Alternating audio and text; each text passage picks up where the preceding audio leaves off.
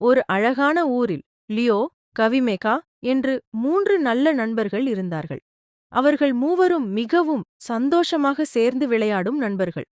ஒரு நாள் அவர்கள் வீட்டுப் பக்கத்தில் இருந்த பூங்காவுக்கு இந்த பூங்கா சந்தோஷமாக ரொம்ப நடந்து அழகா இருக்கு. சென்றார்கள். ஆமாம், பூங்கா நிறைய பச்சை மிகவும் மரங்கள். அழகாக அந்த பச்சை பூக்கள் பாருங்க. மரங்களுடன் இருந்தது.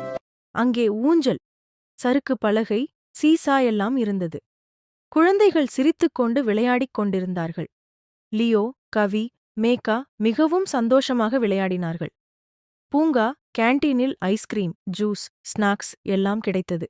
அவர்கள் எல்லாரும் ருசியான ஐஸ்கிரீம் சாப்பிட்டு இன்னும் மகிழ்ச்சியாக ஆனார்கள்.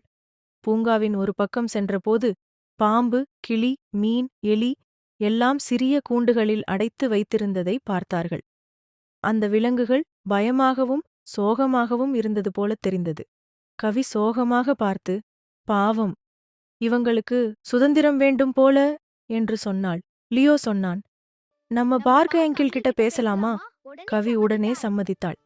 3 நண்பர்களும் பார்க் பராமரிப்பாளரிடம் சென்று விலங்குகளை பெரிய பாதுகாப்பான இடத்திற்கு அனுப்ப வேண்டும் என்று நல்லதற்காக வேண்டுகோள் வைத்தார்கள். பராமரிப்பாளர் அவர்கள் கருத்தை புரிந்து கொண்டு, விலங்குகளை மிருகக்காட்சி சாலைக்கு அனுப்புவோம் என்று சந்தோஷமாக சொன்னார். கொஞ்ச நாட்கள் கழித்து விலங்குகள் எல்லாம் பெரிய இடத்தில் சந்தோஷமாக இருக்கின்றன என்று செய்தி வந்தது. லியோ, கவி, மேகா மிகவும் மகிழ்ச்சி அடைந்தார்கள். இந்த கதையில் எல்லா உயிர்களுக்கும் சுதந்திரம் முக்கியம். நல்லதை நினைத்தால் சிறிய குழந்தைகள் கூட பெரிய மாற்றத்தை கொண்டு வரலாம்.